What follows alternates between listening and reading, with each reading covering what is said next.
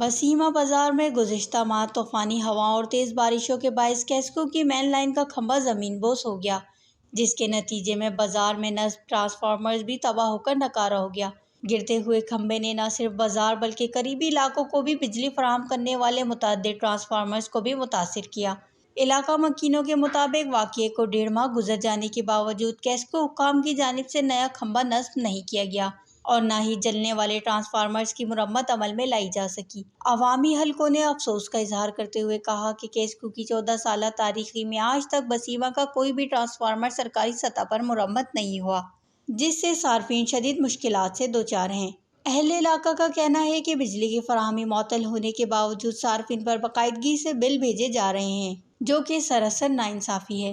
عوامی و سماجی حلقوں نے کیسکو کے اعلیٰ حکام سے فوری نوٹس لینے کا مطالبہ کرتے ہوئے کہا کہ بسیما بازار میں بجلی کا کھمبا فوری طور پر نصب کیا جائے اور جلنے والے ٹرانسفارمرز کو مرمت کرکے عوام کو بجلی کی سہولت فراہم کی جائے۔ وش نیوز، بسیما۔